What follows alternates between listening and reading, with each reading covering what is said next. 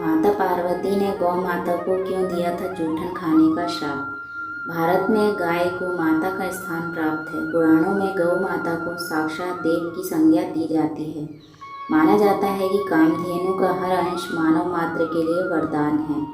हर गृहस्थी की रसोई में पहली रोटी गौ माता के नाम से निकाली जाती है।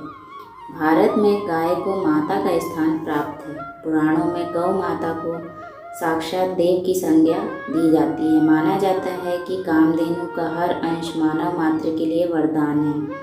हर गृहस्थी की रसोई में पहली रोटी गौ माता के नाम से निकाली जाती है।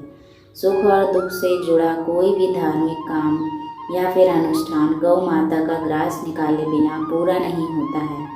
इसके बावजूद गौ माता के झुंड कचरे के ढेरों पर जूठन से पेट भरते दिखाई देते हैं। इसे देखकर मन में प्रश्न आना स्वाभाविक है कि आखिर गौ माता की आज ऐसी दुर्गति क्यों है।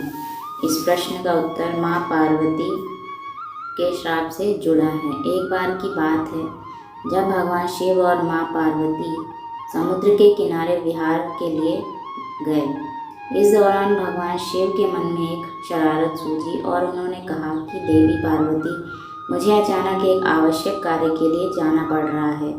मैं कार्य पूर्ण होते ही शीघ्र आपके पास आता हूँ। आप यहीं मेरी प्रतीक्षा कीजिए। असल में भगवान शंकर माता पार्वती को परेशान करना चाहते थे। भगवान शिव की बात मानकर माता पार्वती अकेली ही समुद्र तट पर बैठकर उनकी प्रतीक्षा करने लगी और इसी तरह शाम हो गई। उस दिन तीज की तिथि थी। जब रात तक शिव जी नहीं लौटे तो माँ पार्वती ने समुद्र तट पर ही रेत के शिवलिंग का निर्माण किया और आसपास उपलब्ध पूजन सामग्री से शिव जी की रात भर निर्जल और निराहार उपासना की और व्रत संपन्न किया। भगवान शिव वहाँ सूक्ष्म रूप में पहले से ही विराजमान थे और वो गतिविधियों को निहार रहे थे। सुबह होते ही माँ पार्वती से समुद्र में रेत की शिवलिंग और पूजन सामग्री को विसर्जित कर दिया। इसके थोड़ी ही देर बाद शिव जी प्रकट हो गए और बोले कि हे देवी पार्वती, आपने कल तीज की तिथि पर मेरी पूजा नहीं की। पार्वती जी ने कहा कि भगवान, मैंने आपकी पूजा की है और अभी सामग्री विसर्जित की है। भगवान शिव अभी भी माँ पार्वती के साथ ठिठोली करना चाहते थे और बोले कि हे पार्वती, मुझे तो पूजा का कोई चिन्ह दिखाई नहीं दे रहा है। अगर आपने पूजा की है तो उसका प्रमाण दीजिए। शिव जी की बात सुनकर माता पार्वती ने आसपास देखा और उन्हें वहाँ एक गाय खड़ी दिखाई दी। उन्होंने भगवान शिव से कहा कि ये गाय मेरी साक्षी है। जब मैं पूजा कर रही थी तब ये गाय यहाँ उपस्थित थी।